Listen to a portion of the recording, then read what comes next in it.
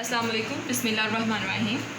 Biology में आज हमने लेक्चर नंबर 3 डिस्कस करना है, जिसमें हम डिस्कस करेंगे चैप्टर नंबर 15 होम्योस्टेसिस में ऑस्मो रेगुलेशन इन एनिमल्स को। तो बेटा ऑस्मो रेगुलेशन इन एनिमल्स में अगर हम लोग देखें तो what are the animals. Animals को हम लोग डिफाइन करते हैं कि एनिमल्स को कैटेगराइज हम कैसे करते हैं कि these are the heterotrophs, they can not prepare their own food. लेकिन आज हमने जो एनिमल्स की चीज़ों को डिस्कस करना है, इनकी जिन करेक्टरिस्टिक को डिस्कस करना है, दैट इज़ ऑस्मो रेगुलेशन। आज हमने osmo regulation in animals discuss करनी है। तो बेटा एनिमल्स जो हैं वो डिफरेंट इन्वायरमेंट्स में जाते हैं, रहते हैं, तो वहाँ पर वो क्या फेस करते हैं? They face critical net gain और लॉस ऑफ वाटर।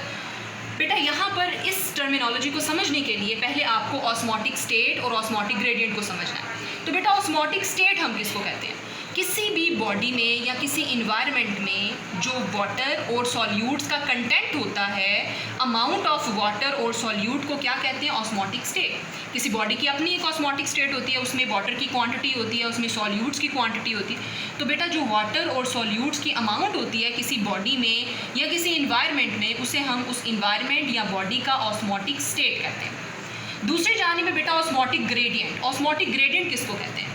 बेटा difference in osmotic state of body and environment. Body का अपना एक ऑस्मोटिक स्टेट होता है, इन्वायरमेंट का अपना एक ऑस्मोटिक स्टेट होता है। तो बेटा अगर ये दोनों में डिफरेंस आ जाए, बॉडी की ऑस्मोटिक स्टेट और इन्वायरमेंट की ऑस्मोटिक स्टेट में, तो उसे हम क्या कहते हैं? Osmotic gradient. फ़र्क पैदा हो गया ना।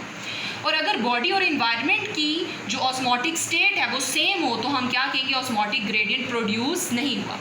फॉर एग्जाम्पल यहाँ पर जो आपको एक मिसाल दी जा रही है, अगर आप इस ब्लॉक को देखें गौर से, जूम इन करके अगर इसको आप देखें तो आपको क्या चीज़ नज़र आती है? ये बाहर ये एक ब्लॉक है, ये इन्वायरमेंट का नाम दिया मैंने इसको, ये इसके अंदर एक बॉडी है फॉर एग्जांपल। तो बॉडी की ऑस्मोटिक स्टेट क्या है कि इसमें वाटर की अमाउंट बहुत कम है और दूसरी जानिब जो सॉल्यूट्स हैं उनकी अमाउंट बहुत ज़्यादा है। किसके मुकाबले में? इन्वायरमेंट के मुकाबले में।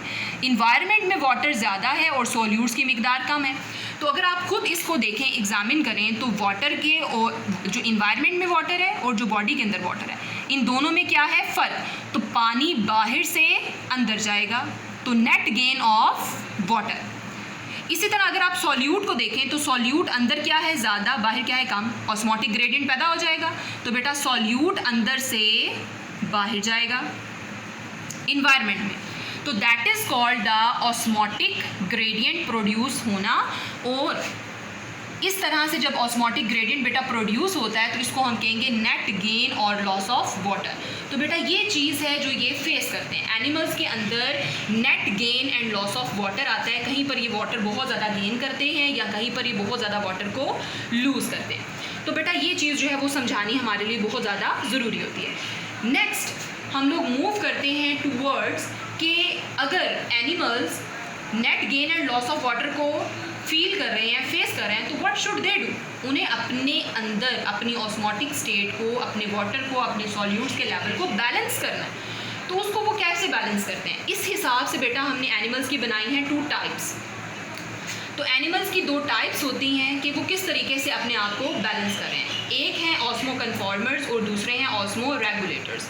तो बेटा ऑस्मो कन्फॉर्मर्स हम लोग ऐसे एनिमल्स को कहते हैं, ये डेफिनेशन यहाँ पर लिखी हुई है जो आपकी बुक में भी है। Animals whose body fluids are kept isotonic to the external environment, even for marine saltwater environment, so they don't require to actively adjust their internal osmotic state.